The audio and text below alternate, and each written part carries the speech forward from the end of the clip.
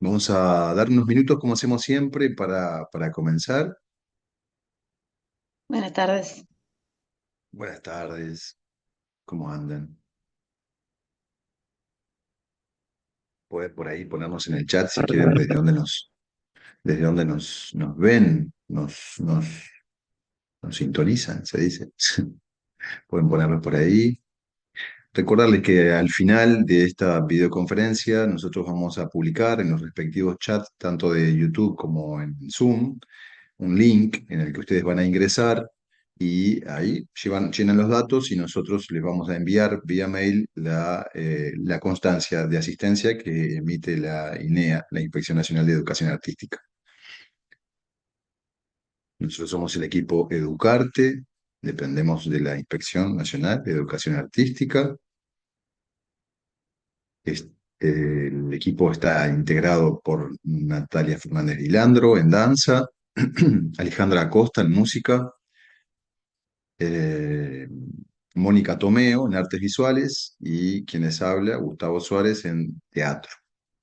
Ustedes pueden ver las anteriores videoconferencias que hemos dado a lo largo de este año, dedicado este año a las didácticas a la didáctica de la educación artística y a las didácticas específicas de cada disciplina. Ya están colgadas en el canal de YouTube. Tenemos una de danza, la didáctica de la danza, que la hizo Natalia, didáctica de la música, Alejandra, hoy la didáctica de las artes visuales y la didáctica del teatro, que fue la anterior. Todas, y hay una de las didácticas en general, digamos, la didáctica de la educación artística que la hacemos en conjunto con el equipo. Esa es la primera. ¿Dónde pueden ver estas videoconferencias anteriores, estos materiales, con material didáctico para, para sus trabajos? Lo pueden ver en el canal de YouTube nuestro, que es Equipo Educarte 7980. Equipo Educarte 7980, ese es el canal de YouTube. O ponen en YouTube Equipo Educarte, INEA, y ahí les sale nuestro canal. Ahí pueden ver estas videoconferencias anteriores que hicimos, como les decía, este año dedicadas a las didácticas de las disciplinas, la didáctica y la educación artística. Bien, para todos aquellos que están ingresando, hoy vamos a compartir. Mónica Tomeo, la magíster Mónica Tomeo, va a compartir con nosotros la didáctica de las artes visuales. De eso va nuestra videoconferencia del día de hoy. Les hago un recordatorio donde nos pueden ubicar, cualquier consulta, etcétera, y esto háganlo extensivo. Esto es un pedido de nuestra también inspectora nacional, Karina Patrón, que está conectada en este momento, que les manda un saludo enorme. Está viendo la videoconferencia, nos pide, y nosotros le hacemos extensivo, que ustedes compartan estas videoconferencias con sus equipos docentes, ¿sí? Con sus maestros, maestras, amigas, con sus docentes, profesores de educación artística, que las compartan. Para eso están, en definitiva, ¿no? Entonces, ustedes pueden escribirnos por cualquier consulta a equipoeducarte@gmail.com. Ese es nuestro correo electrónico, equipoeducarte@gmail.com. Tenemos una lista de difusión para que ustedes estén enterados de todas estas videoconferencias y de los materiales que vamos publicando a lo largo del año y los anteriores materiales. Tenemos una lista de difusión, quiero decir, no es un grupo de WhatsApp, es una lista en la que ustedes nos mandan un mensaje al 091-936-900, 091-936-900. Nos dicen, hola, quiero estar en la lista de difusión. Ingresan el contacto, es fundamental que ustedes ingresen ese contacto a su lista de contactos, si no, no les va a llegar. Y nosotros siempre que emitimos materiales, se los enviamos por ahí. Tenemos un Instagram también, por ahí también se pueden enterar, educarte.inea, educarte.inea. De todos modos, Natalia capaz que puede ir escribiendo y Ale en los respectivos chats de toda esta información para que les quede ahí. Ya los compartí, Gustavo. Maravilla, divino. Y hay una Wix en la cual nosotros hemos publicado un montón de materiales, llamados de interés, para todos los docentes, exposiciones, obras de teatro, cosas que nos parece de interés, que me parece que están buenas en Montevideo y en el interior. Hay una página web de Educarte, que es equipoeducarte. Punto. Ahí tenemos un micrófono encendido, Xiaomi, Xiaomi, Redmi Note. Bien, tenemos a ver si podemos apagar los micrófonos. Eh, Les decía, que les estaba diciendo, la página web. La página web es equipoeducarte.wix site, wixsite, con S, wixsite.com/INEA. Ahí entran y ahí también ya tienen todas las videoconferencias. O sea, no tienen que entrar al canal de YouTube. Pueden entrar a nuestra página web y tienen todas las videoconferencias anteriores. Eh, Eso, compártanla, porque, por ejemplo, tenemos las videoconferencias del año pasado, estaban dedicadas al trabajo de la metáfora, lo que tiene que ver con el trabajo de la metáfora desde las diferentes disciplinas. Y las anteriores videoconferencias también están publicadas. Tenemos tres, cada uno de nosotros tiene tres videoconferencias. Está la videoconferencia de literatura también, la dio Micaela Fraga, está buenísima también, súper recomendable si las pueden ver. Y tenemos las curadurías educativas también. Las curadurías educativas son unos libritos impresos que a ustedes les llegarán seguramente, o si no, también lo pueden descargar. ¿Dónde están esos libritos impresos? Tenemos dos publicados hasta el momento, estamos trabajando ya en el tercero, que en los próximos meses ya se va a publicar. Tenemos dos curadurías educativas. Una que está dedicada al Pericón. Es un trabajo que hicimos a partir de una exposición que vimos en el Museo Figari dedicada al Pericón. Esa curaduría educativa se llama Pericón, Tradición, Renovación y Vigencia y Experiencias del Pericón en las escuelas. Y la del año pasado, y ese era nuestro leitmotiv el año pasado, era sobre la metáfora.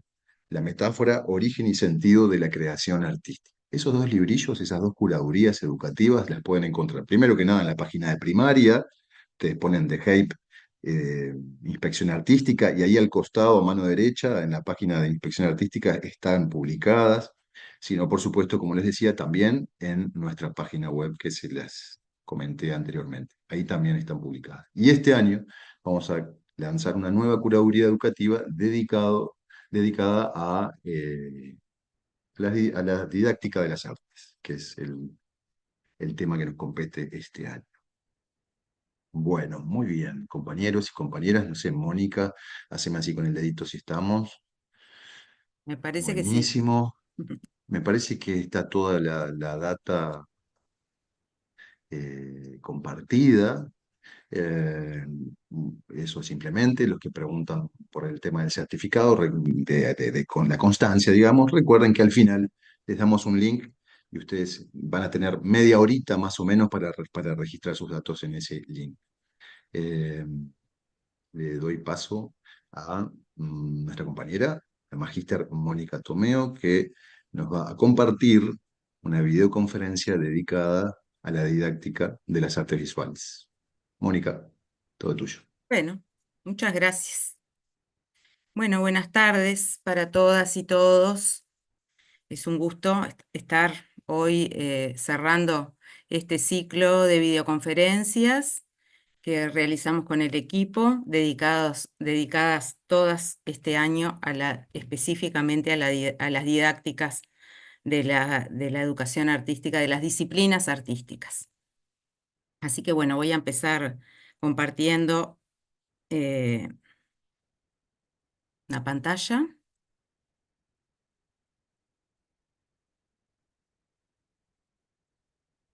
A ver si ahí.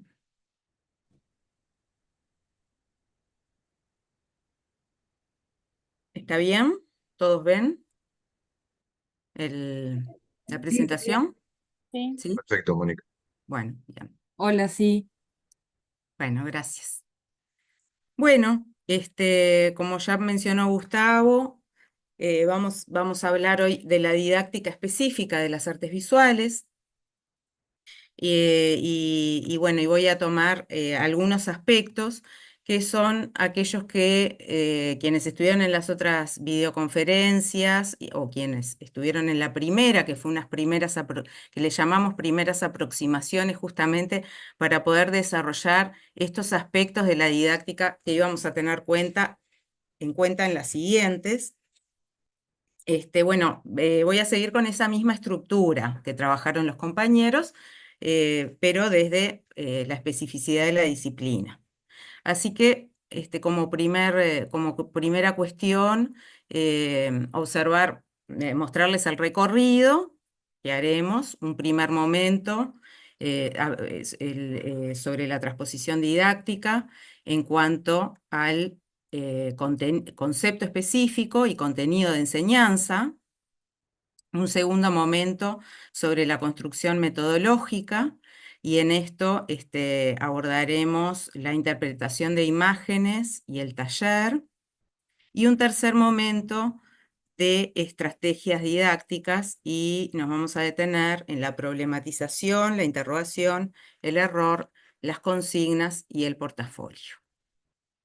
¿Sí? Esto es un poco para tener la estructura y ver por dónde vamos a transitar. Bueno, la transposición didáctica. Ya habíamos hablado en esa primera conferencia sobre este concepto, que está vinculado justamente al conocimiento, ¿no? Al conocimiento artístico, y en este caso específico al conocimiento visual.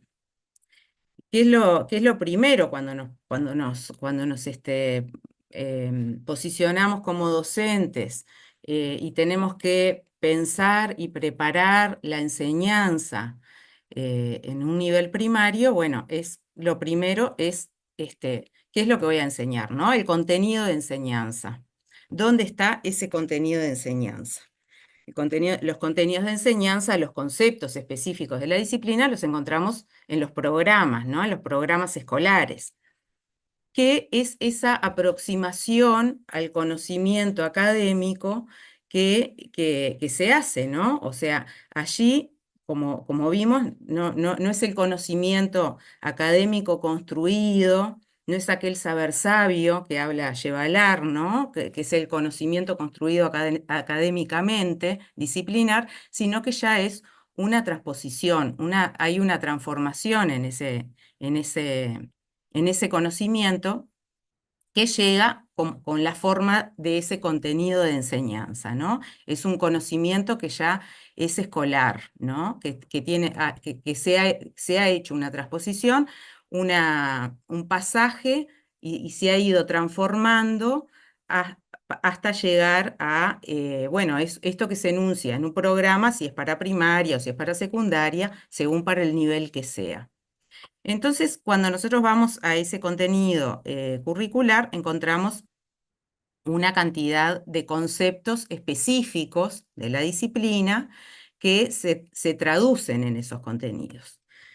Yo para ejemplificar estos aspectos, que lo que nos interesa en esta charla son aspectos específicamente didácticos, no vamos a ahondar en los conceptos, pero sí tomamos uno para poder ejemplificar lo didáctico. Y elegí para eso este contenido en cuarto año, que es la relatividad del color. ¿Cómo lo encontramos? Bueno, acá yo hice un recorte de lo que aparece en el programa escolar, ¿no? El programa oficial. En los contenidos de artes visuales hay un eje que es sobre los elementos plásticos, y dentro de esos elementos plásticos que aparece la línea, el color, la luz, bueno, tomé color. Y allí en el color encontramos, ¿no? Si yo estuviera, soy docente de cuarto año de escuela, lo que tengo que enseñar es este concepto, la relatividad del color. Esto me permite ver el sentido del contenido, ¿no? Estos ejes me permiten ver el sentido, o sea, yo lo que voy a enseñar es un aspecto del color, pero tengo en cuenta que todos estos aspectos ya fueron enseñados antes, ¿no? O ya los niños que llegan a cuarto de escuela tuvieron sucesivas aproximaciones al concepto de color desde, bueno, en 3 años colores primarios y secundarios, en 4 años la variación del concepto de variación de matiz como cualidad del color, en 5 años la variación de tono, en primero el concepto de complementariedad, en segundo otra nueva cualidad que es la saturación, en tercero el concepto de paleta alta y baja, en cuarto la relatividad y en quinto tenemos 2 contenidos, mezclas sustractivas y aditivas y otra cualidad que es el valor. Y en sexto también 2 contenidos, mezclas ópticas, colores terciarios. Esto quiere decir que no es que no voy a tocar ningún otro aspecto del color si estoy en cuarto año, ¿no? Por supuesto que haré uso también de esos contenidos anteriores porque lo que uno hace cuando enseña es todo el tiempo estar volviendo hacia atrás, ¿no? Hay una recursividad y una profundización y una complejización en el abordaje del concepto que se enseña.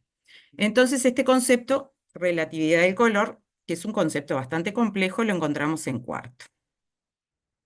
Esto nos permite, bueno, entender cuando está bueno ver, ¿no?, la totalidad de dónde sale para poder pensar, ¿no?, la enseñanza.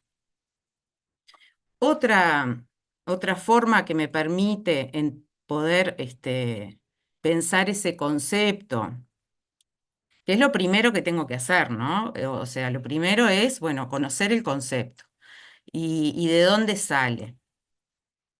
Acá yo les presento una red, un mapa conceptual que organicé yo con algunos conceptos específicos, partiendo del macroconcepto imagen, ¿no?, que es el macroconcepto al que abordamos y para el que enseñamos todos los demás contenidos, ¿no? Son en función de ese macroconcepto que es la imagen.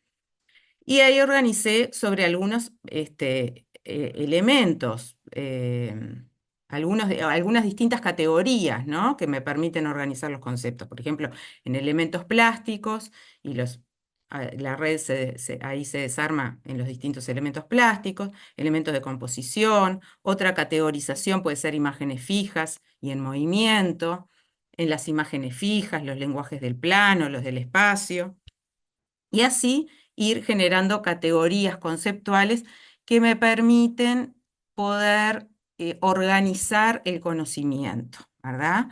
Los mapas conceptuales me permiten ver la relación conceptual que hay entre ese macroconcepto y conceptos específicos, cómo se relacionan, en qué niveles de categorización están, ¿no?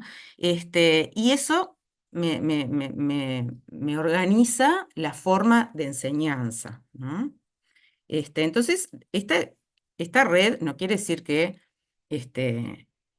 sea la forma de hacerla, ¿no? Cada uno construye su propia red, su organización conceptual, de acuerdo a esas categorizaciones que algunas, por ejemplo, están en el programa, otras no, porque a veces los conceptos específicos y esas categorías como imágenes fijas, en movimiento, lenguajes del plano, dependen a veces de las bibliografías que utilizamos, ¿verdad?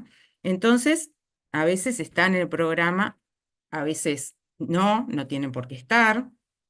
Pero eso es parte de la construcción que uno hace, que uno va haciendo, ¿no? Bueno, en este desarme en esta red que fui armando, de la imagen a los elementos plásticos y al color, aquí la desarmé más como para ver esa línea directa, ¿no?, que veíamos hoy horizontalmente.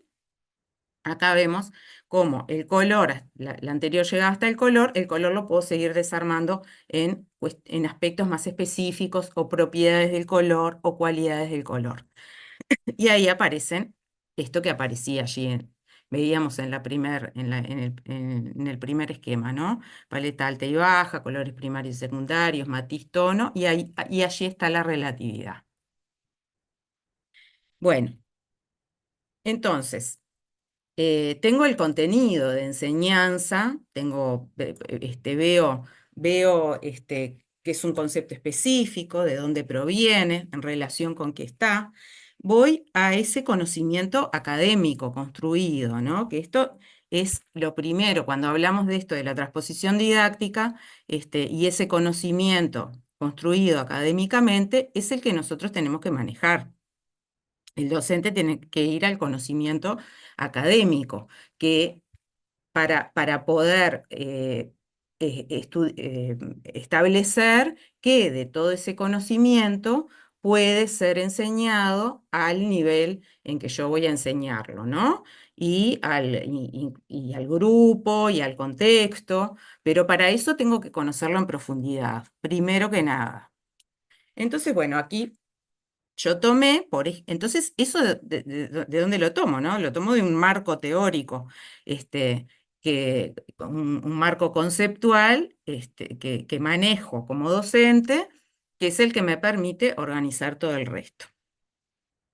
Aquí tomé a Joseph Albers, naturalmente, que, que es quien establece, ¿no? Este concepto de relatividad del color, que construye una teoría sobre el color, que es una de las teorías que todavía usamos y que sigue vigente, y, y que escribió este libro Interacción del color en 1963 y donde se confluye toda su teoría sobre el color que se desprende de sus cursos, ¿no? De los cursos que él comenzó dando en la Bauhaus, en Alemania, a principios del siglo XX, y después continuó cuando emigró a Estados Unidos, en distintas universidades en Estados Unidos. Ese curso de color que daba Albers, lo llevó a esta teoría y a este libro, que es un libro base de cabecera para todos los docentes de comunicación visual y de artes visuales, bueno, que conocemos, ¿no?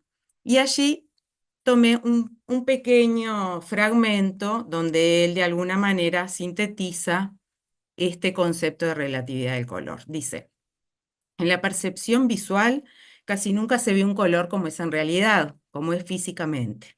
Este hecho hace que el color sea el más relativo de los medios que emplea el arte. Y la experiencia enseña que en la percepción visual se da una discrepancia entre el hecho físico y el efecto psíquico. Esta vía de indagación conducirá a una constatación visual de la interacción de un color con otro, a una conciencia de la interdependencia del color con la forma y la ubicación, con la cantidad, intensidad luminosa y o tonalidad, y con la acentuación, por límites que unan o separen. Bueno, ahí tenemos como la clave, ¿no? Lo que él está diciendo, que el color es relativo, que no coincide, hay una discrepancia entre lo físico que tiene el color y lo psíquico, o sea, que el color, en definitiva, se construye en nuestra percepción, ¿no? Y que además varía según la relación que tiene con la forma, con el objeto, con los otros colores. Cambia. Y esto es lo que, bueno, es lo que tengo que empezar a pensar cómo puedo enseñar a niños de 9 años este concepto, ¿no? De entender que el color es relativo y que no siempre se comporta de la misma manera. Bueno, les seleccioné algunos de estos ejemplos que usa Albers, que están en el libro y que usaba en sus cursos, y que además funcionan también un poco como juegos, y que me permiten también, me pueden dar posibilidad de trabajar en algún momento, ¿no? El de las bandas, que se presenta en este primer esquema, que dice: en el diseño original las bandas horizontales azul oscura y amarilla iban montadas sobre una solapa que se podía levantar para mostrar que la banda vertical de ocre es el mismo color de arriba abajo. En este caso es casi increíble que los cuadrados pequeños superior e inferior formen parte de la misma tira de papel y sean por lo tanto del mismo color. Y ningún ojo humano normal es capaz de ver iguales los dos cuadrados, ¿no? Esto resulta como muy impactante, ¿no? Porque obviamente para poder entender este concepto tenemos que trabajar con las imágenes y trabajar la percepción. Entonces, esta es la primera lámina, ¿no? Donde están las bandas. Cuando se retiran estas bandas, se ve que la banda ocre es el mismo papel, ¿no? El mismo recorte de papel. Sin embargo, al poner estas bandas de color, el color se modifica y se ve más oscura la de abajo, más clara la de arriba. Este es otro ejemplo, podría ser el de las aspas. Dice, cuanto más las comparemos, más claro veremos que cada una repite el color del fondo contiguo. Percibimos la totalidad en dos colores, de los cuales cada uno aparece dos veces, esto es como fondo y como figura. No vemos que la totalidad se compone de más de dos colores, ni vemos que las aspas son iguales y por lo tanto diferentes de los colores de ambos fondos. Por consiguiente, no vemos que el estudio no se compone de dos colores, sino de tres, ¿no? Eso lo muestra acá, ¿no? En la unión de las dos aspas, donde ahí se ve que es el mismo papel, el mismo recorte de papel, el mismo color.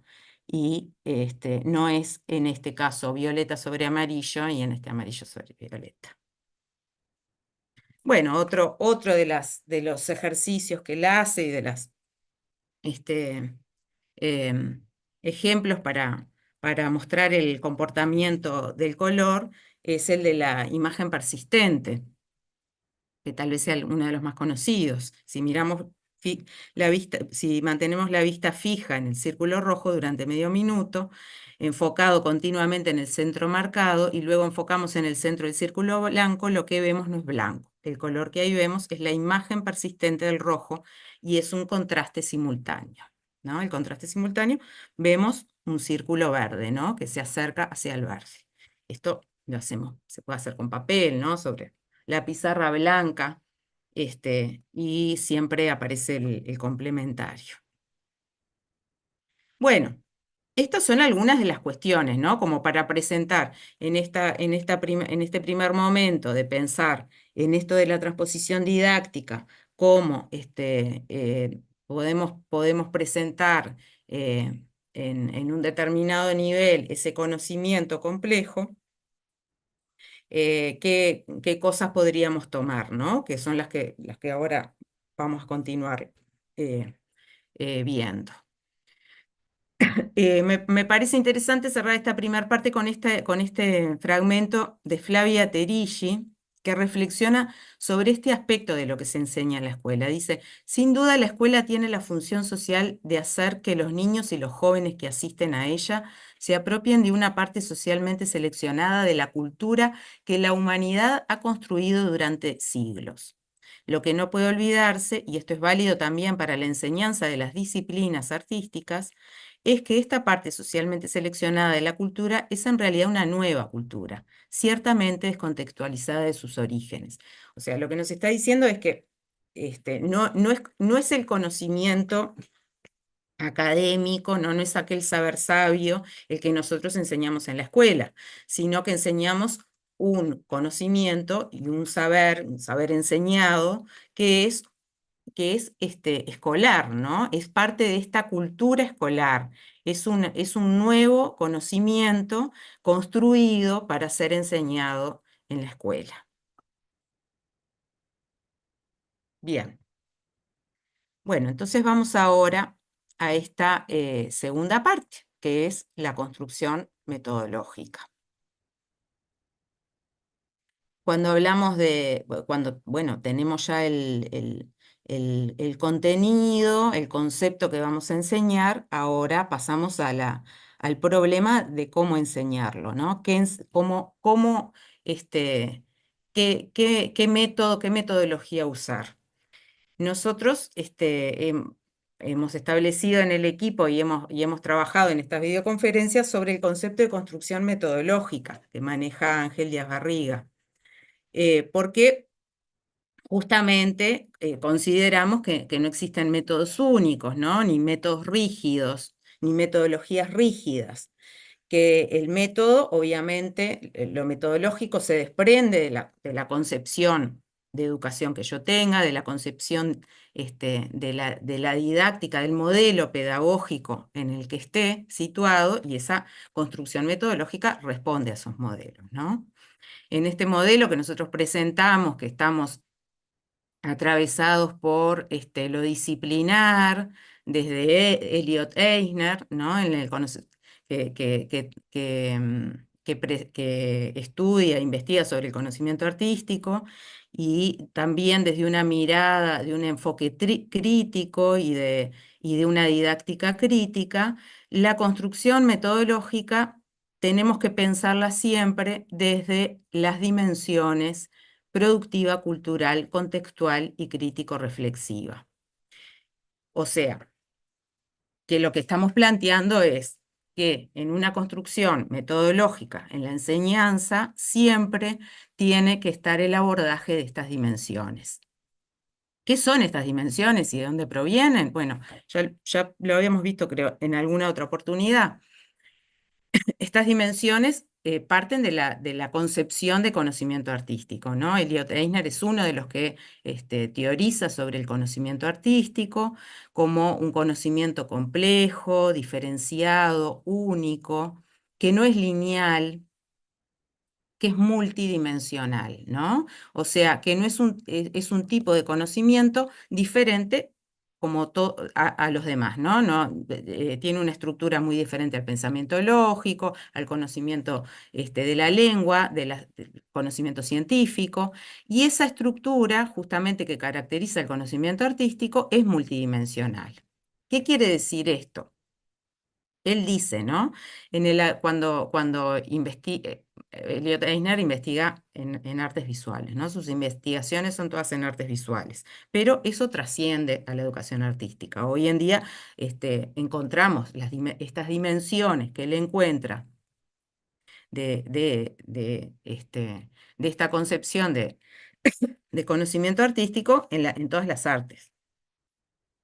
Dice, se ha señalado al principio que el aprendizaje artístico no es un aprendizaje en una sola dirección. El aprendizaje artístico aborda el desarrollo de las capacidades necesarias para crear formas artísticas, el desarrollo de capacidades para la percepción estética y la capacidad de comprender el arte como fenómeno cultural.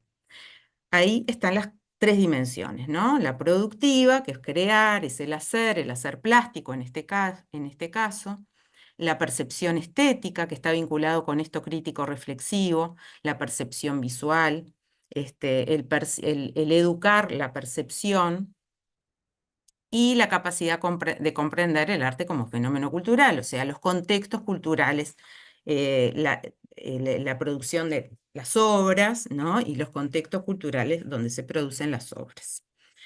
Esas son las dimensiones, que las encontramos no solamente en Eisner, que él lo desarrolla desde este enfoque disciplinar que él plantea en la interrelación de cuatro disciplinas, la historia del arte, la crítica, la estética y la producción artística, sino que también en enfoques más contemporáneos y desde el pensamiento crítico, como es el enfoque de la cultura visual, que tanto tenemos en cuenta desde ya hace unas décadas, Fernando Hernández, Kerry Friedman, todos estos teóricos de la cultura visual también reconocen las mismas características en el conocimiento artístico y esas dimensiones que son, que son estas tres que conforman, ¿no?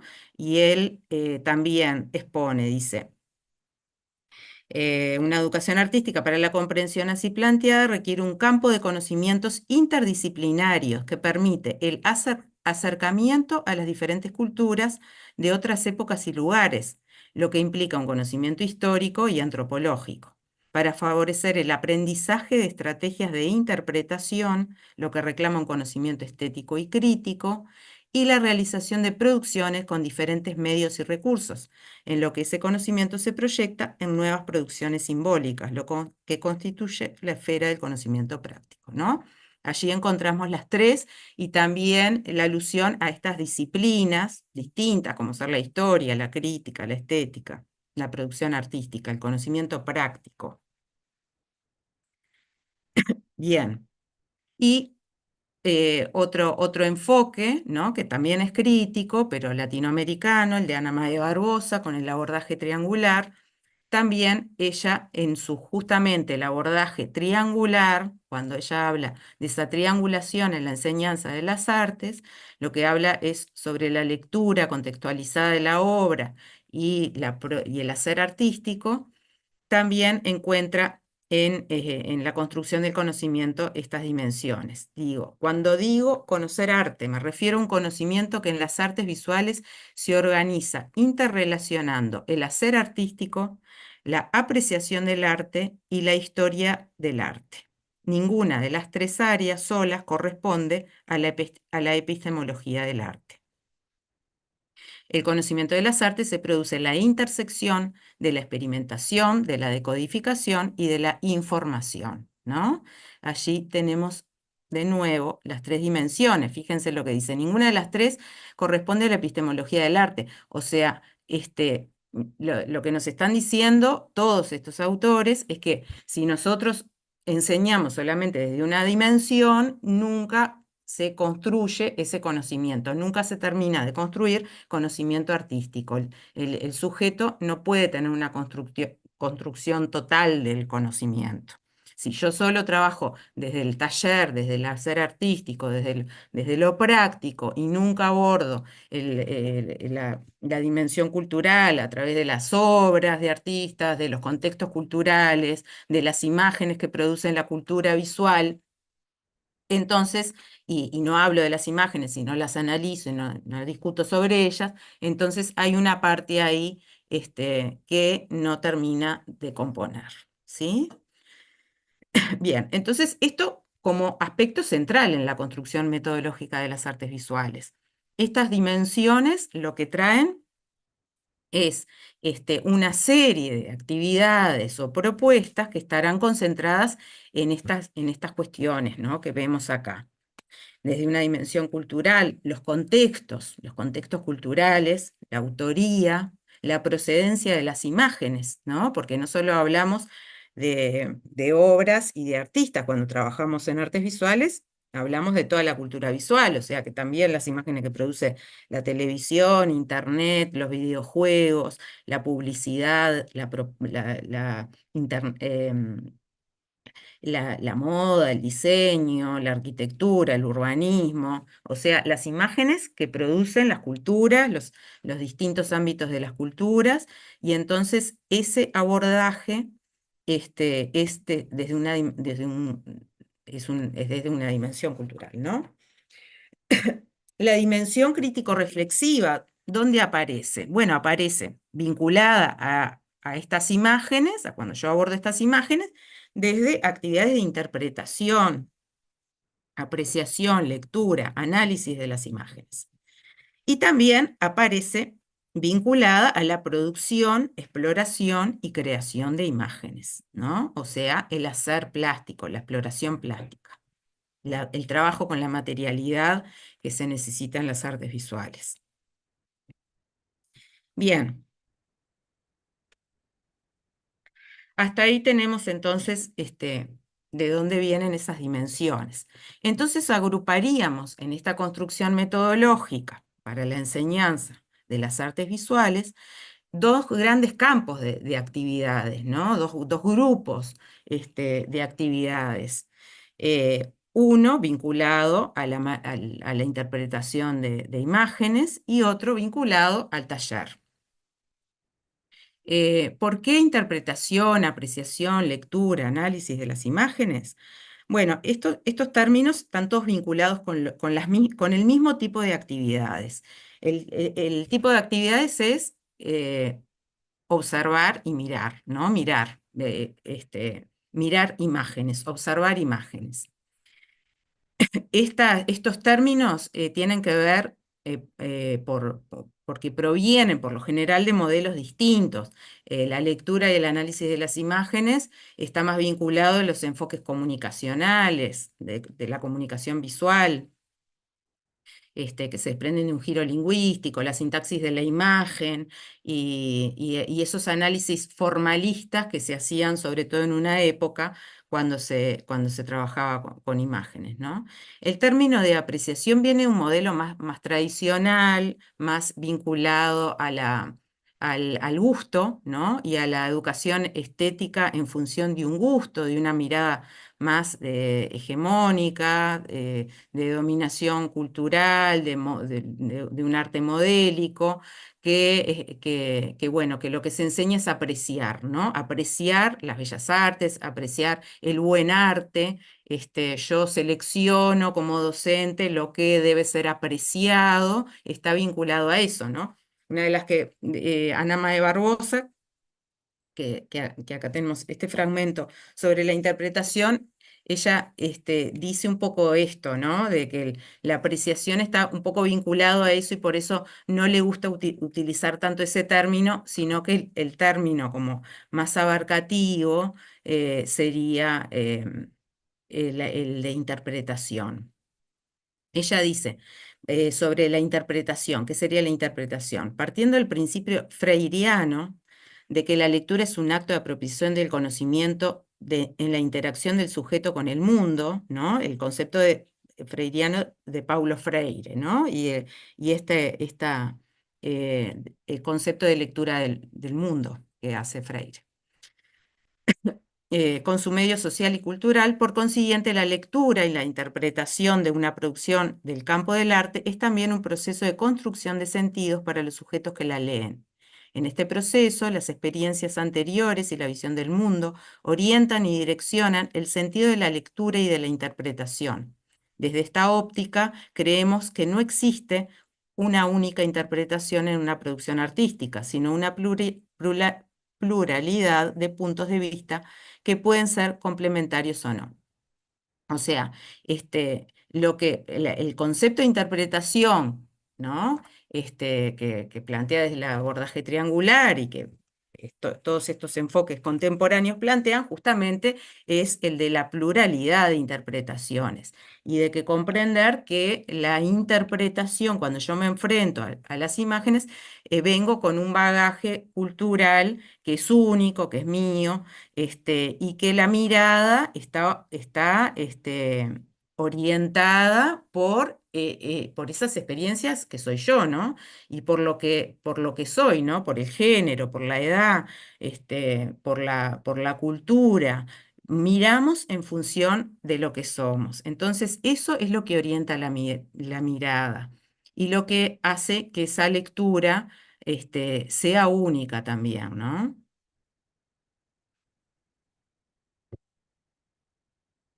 Este, en cuanto a estas actividades de interpretación, ¿no? Que están vinculadas con esto de conocer, de leer el mundo, Gabriela Bustowski dice, las obras se conciben como relatos culturales, como representaciones que da una sociedad acerca de cuestiones como la religión, el poder, el cuerpo, la belleza, la muerte, la lucha de clases, etc. El arte es resultado de la reflexión intelectual de los artistas. Son producciones para ser pensadas, no solo para mirarlas. Su interpretación implica entonces una respuesta reflexiva y requiere que el espectador piense la obra para brindar una respuesta. O sea, la dimensión crítico-reflexiva está justamente en el abordaje de las imágenes, ¿no? O sea, yo me enfrento a una imagen para pensarla, para ser pensada, porque es un recorte de la realidad, ¿no? Y representa son relatos culturales, como ella dice, ¿no? Contextos culturales diferentes. Y eso es lo que, esa es el sentido que tiene que tener el abordaje, el mirar, el observar, el trabajo con las imágenes, ¿no? Poder interpretar a partir este, de de reflexiones, ¿no? Y de preguntas que me pueda hacer la obra. Las estrategias que se utilizan posibilitan que el espectador tome protagonismo en la construcción de significados. La interpretación de las obras es un intenso proceso reflexivo que las aborda en tanto representaciones socioculturales, situadas en el más amplio de los sentidos. De esta forma, al mostrar obras, se ofrece una oportunidad para pensar críticamente en la cultura y en la sociedad, ¿no? Construcción de significados, o sea, la interpretación pone en relevancia el lugar del espectador, ¿no? Y el lugar del sujeto que mira. Ese es el lugar principal, ¿no? Que yo tengo que revalorizar, no buscar que todos encuentren un mismo mensaje, sino que cada uno pueda construir un significado y darle un sentido a eso que ve. Esto de codificar y de decodificar está vinculado con esos formalismos que yo les decía anteriormente, ¿no? En donde había una preocupación por el mensaje de las imágenes y una intención de enseñar a leer, a codificar y a decodificar imágenes, ¿no? De tal manera que si yo manejo esa sintaxis de la imagen y esos elementos plásticos, puedo codificar un mensaje que todos van a poder leer y alfabetizo visualmente, todos van a poder encontrar el mismo mensaje y leer, ¿no? Esto, bueno, ya está comprobado que no es así, ¿no? Sí se utiliza mucho en la publicidad, hay códigos visuales que se utilizan para determinadas cuestiones, pero esto en el arte no sucede, ¿no? Estos códigos formales no son así. Nos pueden dar pautas, pero en realidad el mensaje estético es ambiguo. Entonces, los códigos tan formales visuales funcionan para algunas cosas, para otras no. Bien, entonces ahí vemos, la idea era ver esta relación de los contextos, de esta dimensión cultural y contextual, y de esta dimensión crítico-reflexiva, cómo se entrelazan en las actividades que están vinculadas con la interpretación de imágenes, ¿no? O sea que van juntas. También la dimensión crítico-reflexiva está vinculada a la dimensión productiva, ¿no? También se relaciona con esta. ¿Qué es la dimensión productiva? Es lo que sucede en el taller, ¿no? En nuestro querido taller para todos los profes de arte, que que durante mucho tiempo se lo consideró como lo metodológico en las artes plásticas, ¿no? ¿Cuál es la metodología de las artes visuales? El taller, ¿no? Lo que pasa en el taller. El taller, sin duda, es el espacio de creación plástica, de exploración. Es un espacio activo que conjuga lo físico con formas de hacer. Su disposición debe permitir la actividad, el desplazamiento, el trabajo individual y colectivo al mismo tiempo. Es un espacio que da libertad de acción para el encuentro con las propias formas expresivas durante el trabajo plástico. El taller de plástica puede ser el salón de clase, ¿verdad? El docente dispone de lo imprescindible. Lo imprescindible que sería la mesa colectiva, los materiales y las herramientas a disposición, el permiso para el diálogo y la ayuda entre los participantes. Parafraseando a Arno Stern, ¿no? Nuestro teórico del taller y la metodología del taller desde el enfoque de la libre expresión, él decía, el taller es un mundo para el niño. Es el lugar de la experiencia plástica y estética, de la acción y el juego, del descubrimiento y el aprendizaje, del encuentro con uno mismo y con el otro, ¿no? Un poco esto que reúne eh, lo que podemos entender por el taller o por lo que sucede en el taller, ¿no? Es un espacio que en realidad sí es físico, pero no necesariamente tengo que tener ese espacio físico, sino que yo el taller puedo condicionar un espacio como taller, ¿no? El mismo salón de clase se vuelve taller si se dan estas condiciones, ¿no? Si se dan estas condiciones de actividad, de movilidad, de libertad y de acción. Bien. Bueno, ¿qué hago con todo esto ahora? ¿Qué hacemos con todo esto? Organizamos estas dimensiones en las actividades, ¿no? Porque volvemos a nuestro contenido. Bueno, ¿qué era lo que íbamos a enseñar? La relatividad del color. ¿Cómo organizamos actividades que me permitan hacer aproximaciones hacia ese concepto? Acá yo presento un borrador posible de una secuencia de enseñanza, que es un tipo de estructura didáctica, la secuencia, ¿verdad? Y ahí se me ocurrió un tema. El tema es una excusa para enseñar el concepto, construir una señal ética para la escuela. Podría ser cualquier otro tema, porque el tema solo es excusa. El construir la señalética es la excusa. Yo lo que voy a enseñar es la relatividad del color.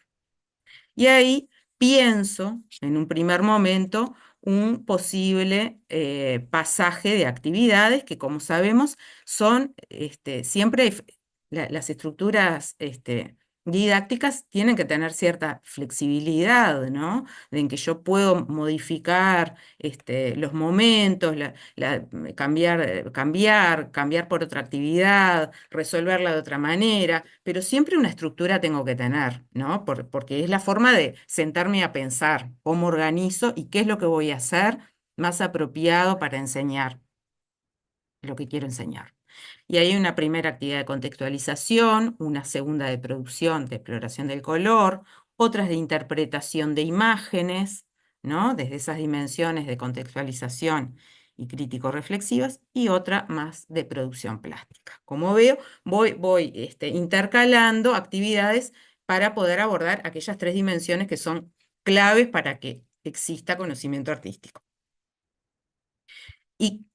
Y entonces ahora vamos al tercer momento, o tercer aspecto didáctico, que eran las estrategias didácticas. Y estas bueno, yo les mostré al inicio que íbamos a tomar, que vamos a tratar de ir viendo. ¿Qué pasa en esa primera actividad? Bueno, planteo un problema, ¿no? Planteo un problema que me permita iniciar un recorrido indagatorio y exploratorio sobre la relatividad del color. Yo pensé en este problema de la señalética de la escuela. Presento el problema a través de una problemática que es bien escolar, ¿no? Los papeles en el patio, o en el salón de clase, o las canillas abiertas del baño, o carteles que no están los salones de clase, con los nombres de los salones, la señalética en un espacio común. Y mi problema, que lo pienso yo, que lo construyo yo como docente, es cómo deberían ser los carteles para que identifiquen diferentes cosas en la escuela, ¿no? Ese sería el problema que yo pienso. Y planteo en una primera actividad ese problema, ¿no? Presento ese problema, visualizo, hago algo para visualizar esto, ¿no? Acá yo puse fotos, pero en un espacio real el problema es salir al patio y visualizarlo, ¿no? ¿Qué sucede? ¿Cómo podría evitarse estos problemas? Y allí voy guiando hacia el problema, ¿no? Yo docente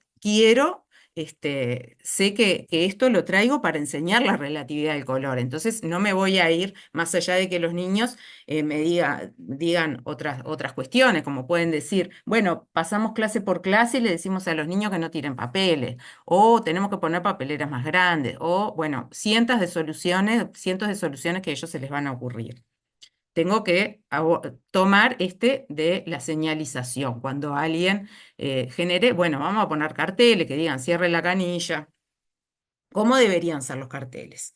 Tienen que llevar palabras o imágenes. ¿Qué tamaño deberían tener? ¿Qué colores deberían usar? O sea, hay una problematización que yo propongo para generar esa inquietud y esa necesidad de conocer para solucionar el problema.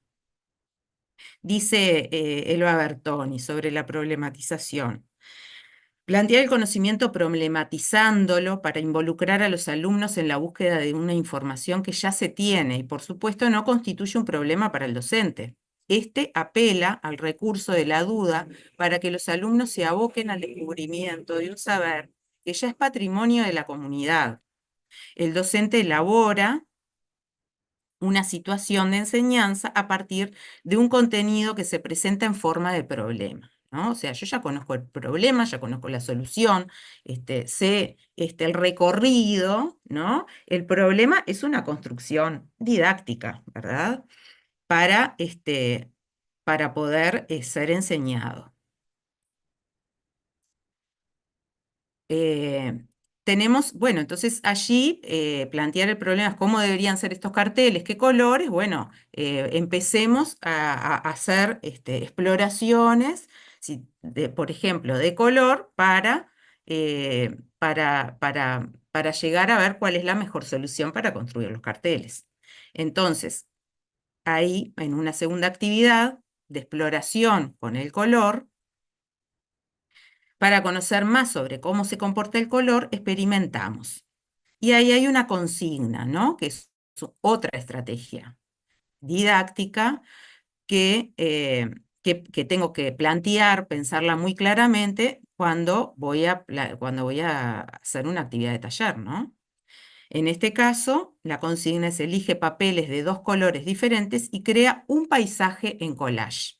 ¿Sí? No vamos a crear carteles todavía, porque lo que estamos haciendo es explorando y queremos saber a ver cómo funciona el color y qué colores tendrían que tener nuestros carteles. Entonces vamos a explorar con el color. Y la excusa es, bueno, hacer un paisaje, que es un género que en cuarto año ya conocen, el collage también es un lenguaje que conocen, y utilizan el papel que para Albers era uno de los recursos además fundamentales y más apropiados para la exploración del color, ¿no? Siempre en este marco teórico que nos enfocamos. ¿Qué son las consignas? Como esta consigna que damos, ¿no? En cada actividad siempre hay una consigna. Las consignas, dice Mariana Spravkin, son las formulaciones que permiten comunicar a los alumnos la intencionalidad de la propuesta, los fines que ésta persigue, de manera que ellos puedan comprender el sentido de lo que se les pide y no hacer a ciegas, ¿no? No es vamos a hacer un collage y un paisaje porque, bueno, porque hoy, yo qué sé, para hacer algo, bueno, hacemos un collage, tenemos papeles, hacemos... No, este collage que hacemos, este paisaje, o sea, estamos involucrando otros conceptos y otras actividades plásticas, tiene una función y un sentido. En realidad, lo que estamos haciendo es estudiando el color. No se trata de decir solamente qué es lo que hay que hacer, perdón, se me fue, qué es lo que hay que hacer o con qué, las consignas deben servir también para explicitar la intención que la propuesta del trabajo persigue, dando un encuadre de acción, ¿no? O sea que este encuadre de acción tiene que ver con, bueno, ¿para qué vamos a hacer esto? ¿Qué es lo que buscamos? ¿Qué es lo que queremos ver con esto? Y allí, bueno, aparecen las producciones, ¿no? Que esto puede ser otra etapa de esa misma actividad, porque después de la producción, siempre lo interesante es poder observar, ¿no? Lo que hicieron los compañeros, comentar las producciones, intercambiarlas, observar cómo se resolvió plásticamente la consigna que se había dado. Y allí es donde salen los primeros indicios del comportamiento del color, ¿no? Estos son ejemplos, no son imágenes, producciones de niños, simplemente son ejemplificaciones que yo hice a modo de poder pensar en esto didáctico, ¿no? Entonces, bueno, allí aparece otra estrategia didáctica, que es el error. ¿Qué aparecen? Bueno, aparecen en esa observación, empezamos a comprobar, bueno, y a observar y hacer esa observación más de calidad, de observar cómo aparece el color en relación a las otras producciones, ¿no? Bueno, este rojo de este paisaje con se ve igual, hay uno que es más intenso, otro que no, que es más anaranjado, se va. ¿Por qué? Porque este que está con el verde es más intenso, el anaranjado de este paisaje urbano con estas nubes, se ve igual, se ve distinto, hay uno que es más intenso, otro que es más opaco. ¿Qué pasa con el azul y el violeta? ¿Qué pasa acá con el verde y el violeta? ¿Por qué no se ve? ¿Por qué no contrastan? Empezamos a explorar, a pensar y a hacer relaciones con otros con conocimientos que ya tenemos del color y empezar a ver la complementariedad, cómo funcionan esos complementarios, cómo cuando están un anaranjado cerca del otro, si es el mismo papel que usamos, porque este se ve más oscuro y este se ve más intenso. Y ahí va saliendo este aspecto de la relatividad, ¿no? Del comportamiento del color, que es relativo, son los mismos papeles y vemos que al percibirlos funcionan distinto. ¿Por qué hay manejo del error? Hay un manejo del error porque, bueno, aquí yo propuse esta experiencia para que justamente saliera. Dice Edith Lidwin, en el campo de la didáctica contemporánea, el análisis del error juega, al igual que ayer, un lugar destacado, pero no se trata solamente de su detección o su corrección, sino sustantivamente de entender su origen, naturaleza y relevancia con el objeto de construir propuestas de enseñanza que contemplen, comprendan, atiendan e intenten favorecer mejores comprensiones. ¿No? Esto que yo planteo, que busco en realidad que salgan esas distintas formas de relación del color, es justamente para analizarlos con ellos. O sea, desde ese error que se puede concebir como un error, ¿no? De que este verde con el violeta no pueden funcionar, porque el verde tiene azul, el violeta tiene azul, se funden y no pueden contrastar, por eso se pierde la imagen. Eso que podría ser un error, en realidad me permite construir desde esas bases el concepto que estoy buscando, ¿no? Entonces es como un puntapié para construir el conocimiento correcto, ¿no? Y la conceptualización correcta de esa relatividad del color y de ese uso del color y de la complementariedad, por ejemplo. Otra estrategia es el portafolio. El portafolio como estrategia de enseñanza permite que los estudiantes, que los niños tengan eso que Fernando Hernández dice, es un contenedor con distintas evidencias que se van recopilando a lo largo de un periodo de estudio, de un periodo de un trayecto de aprendizaje, ¿no? Son trabajos representativos y es una estrategia de aprendizaje en la medida en que se va construyendo a lo largo de las actividades, ¿no?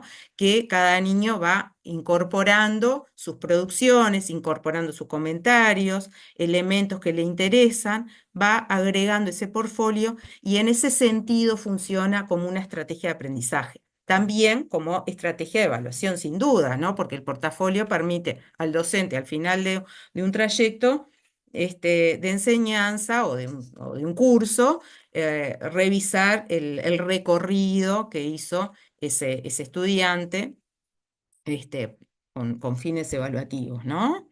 Em, bueno, ahí hay distintos elementos que pueden irse incorporando al portafolio, porque en la medida en que yo registro eso que hice, bueno, estoy haciendo un hincapié especial, ¿no? Si yo hice un collage y tengo, hay como un acuerdo en que cada vez que hacemos algo, tengo que registrarlo, tengo que guardarlo, tengo que organizarlo de alguna manera. Eso es una instancia más de aprendizaje. Otra actividad que está vinculada con la interpretación, con aproximarse al concepto de relatividad desde la teoría de Albers. Trabajo con una de las imágenes, estas que veíamos al principio, presentar una imagen que justamente está pensada por Albers para comprender la relatividad, ¿no? Observemos esta imagen, detengan la mirada en los dos cuadrados más pequeños, son de diferente color. ¿Por qué vemos uno más oscuro que el otro? ¿Qué nos demuestra este ejercicio? ¿Para qué nos servirá saber esto, no? Esta problematización nuevamente, contextualizándolo con este problema que teníamos al inicio, que era, estamos estudiando sobre el color porque necesitamos hacer señalética para la escuela, ¿no? Entonces, bueno, en este estudio presentamos acá otra cuestión que pasa con el color. ¿Por qué pasa esto? ¿Para qué nos sirve saber esto? Y en esa aproximación a la teoría de Albers y al artista, a este artista que justamente lo que hace es estudiar y pintar, con su preocupación formal es el color.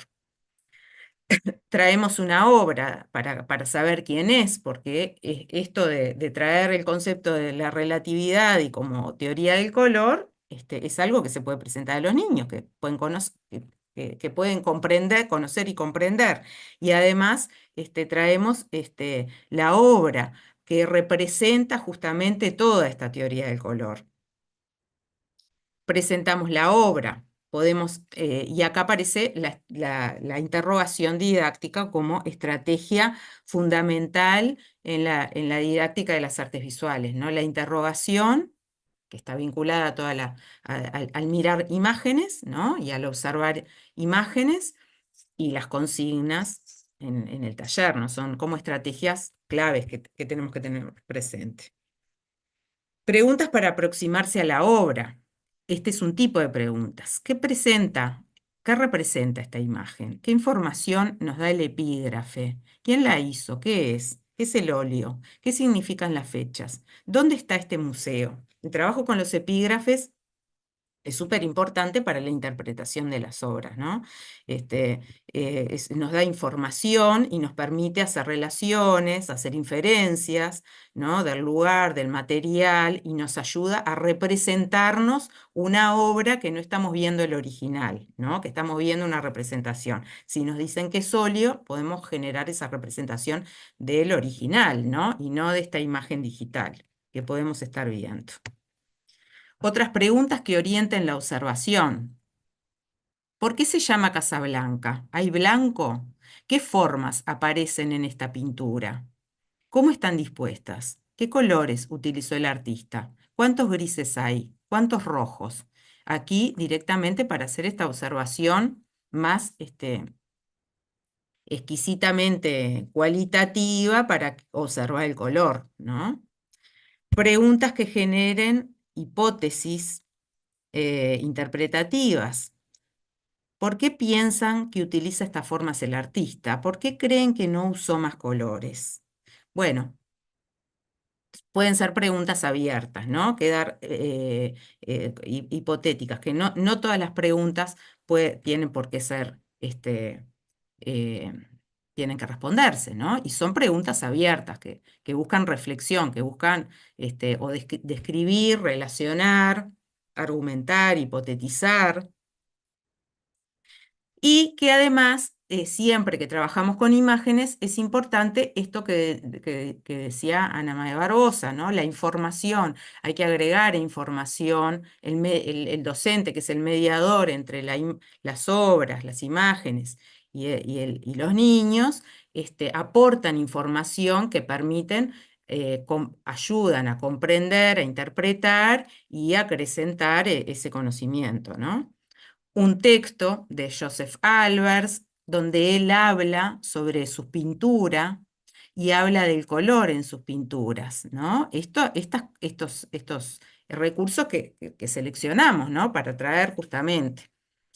se yuxtaponen para diversos y cambiantes efectos visuales, deben desafiarse o repetirse, apoyarse o ponerse entre sí. Los colores aparecerán por encima o debajo del otro, al frente o detrás, a un lado del otro mismo nivel. Dicha acción, reacción, interacción o interdependencia se busca para hacer obvio cómo los colores se influencian y cambian entre sí. Que el mismo color, por ejemplo, con diferentes fondos, se ve diferente.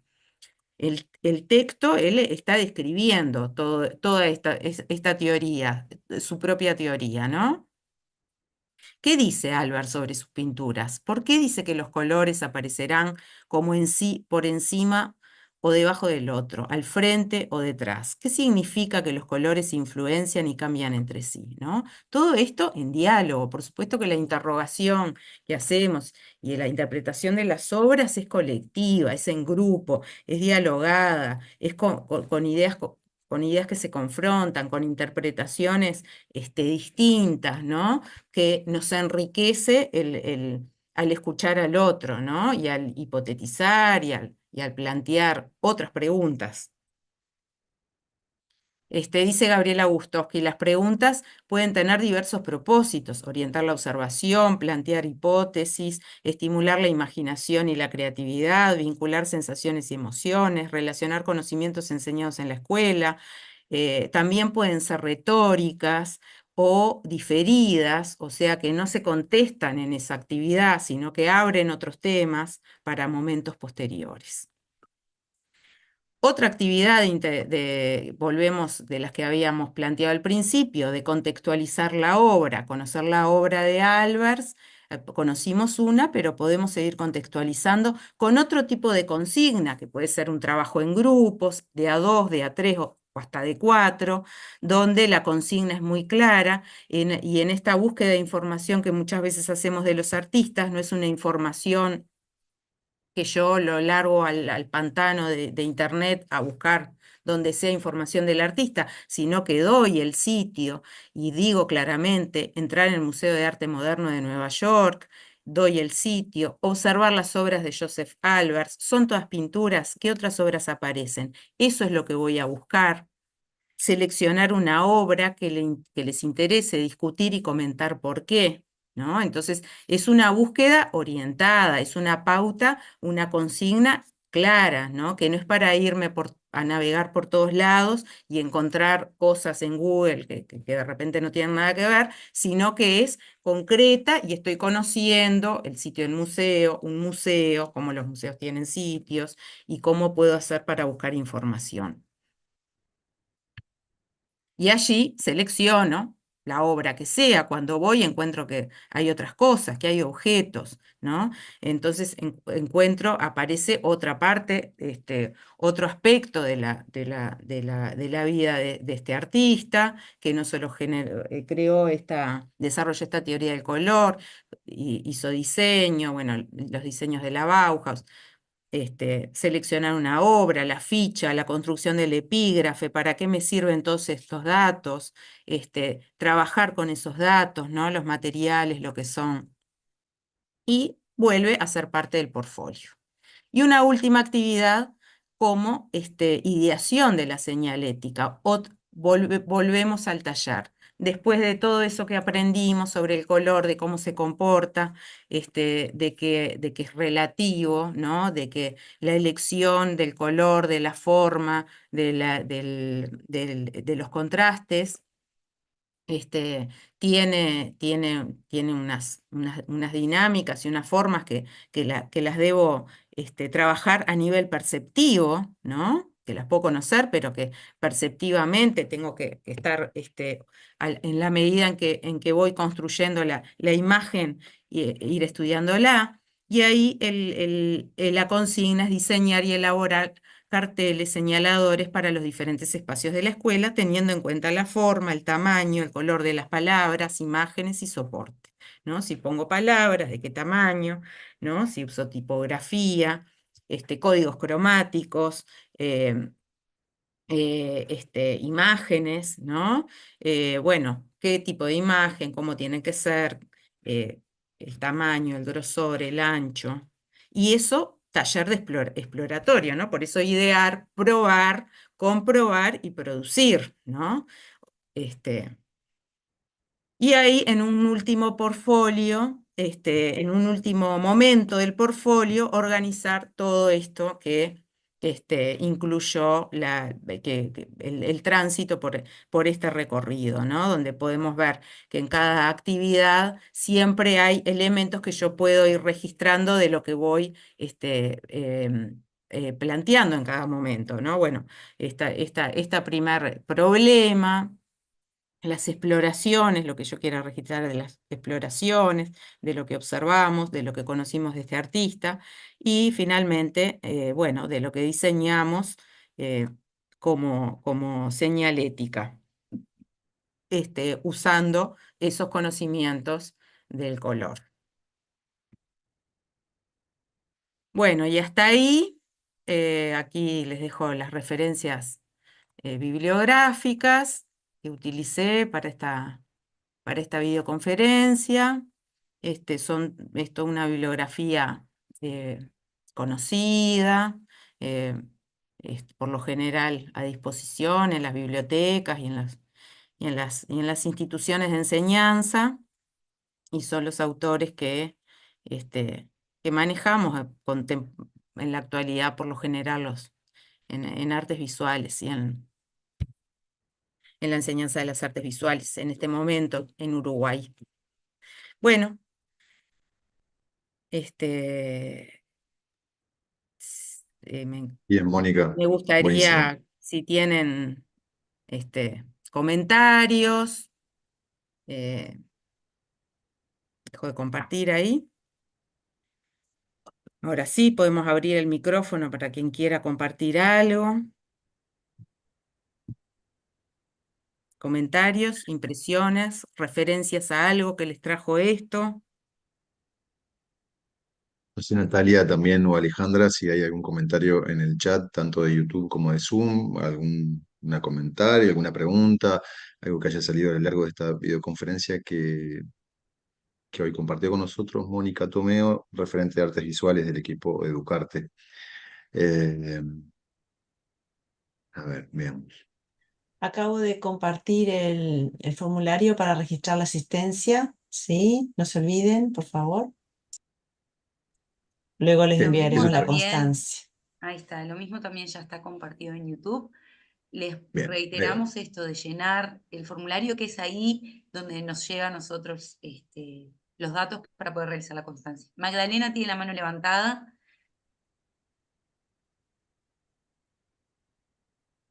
Sí, Magdalena. Sí, no podía apretar el Ah, botoncito. bien. Bueno, me pareció muy bueno todo lo que aportaste, me pareció interesante porque no lo había pensado antes, la posibilidad de considerar, más allá de la actividad puntual, me refiero a la primera parte cuando explicitabas cuestiones en relación a lo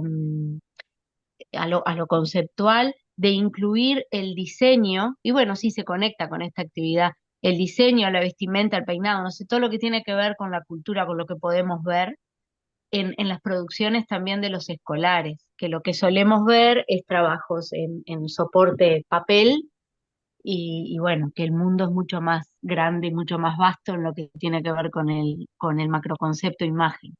Y lo otro que destaco y me pareció sumamente interesante, cómo vincular algo que ahora se habla mucho, que es el aprendizaje basado en problemas, con las artes. Cómo vincular, traer un problema, que yo entiendo eso que decías, que lo traemos con la excusa de abordar el color. Pero bueno, es interesante eso, que a los chiquilines les va a despertar ganas de hacer esas señales, esos carteles, y en relación a esto también me pareció que también concuerda con lo que siempre orientamos a, a comenzar con la producción. O sea, bien distinta, si bien se puede que la maestra, que el profesor comience diciendo, bueno, miren lo que hizo este señor Albert y cómo trabajó con los colores y miren cómo el naranja aquí es así, aquí es allá, pero si el niño empieza experimentando con los colores y buscando, sin duda cuando acceda, cuando el docente le presente estas obras o estas exploraciones con papeles que hizo el artista hace 100 años, va a encontrar mucha más conexión y por lo tanto va a atender más, le va a interesar más que si es al revés, si el camino es inverso. Entonces, resumiendo esas tres cosas, la posibilidad de abrir la mirada a todo lo que son otras propuestas que tienen que ver con el color y donde la imagen está presente, que exceden a la obra, a un cuadro o al soporte papel como trabajamos en la escuela, el valorar, el conectar el trabajo en aprendizaje basado en problemas. Y por último, valoro también esto de comenzar con la producción del niño para luego acceder a lo que puede aportar el artista bueno, o las teorías del color. Gracias, Mónica, estuvo buenísimo.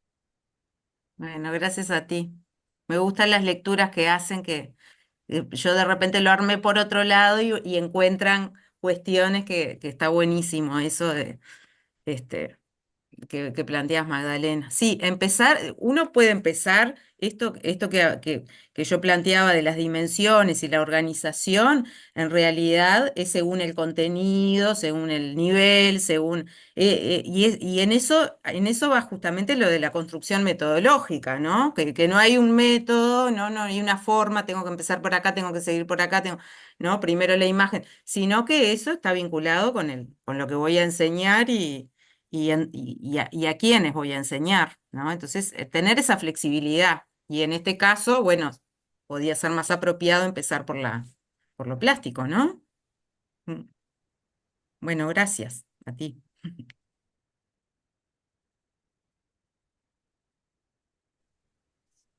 Hola Mónica, Rosario aquí.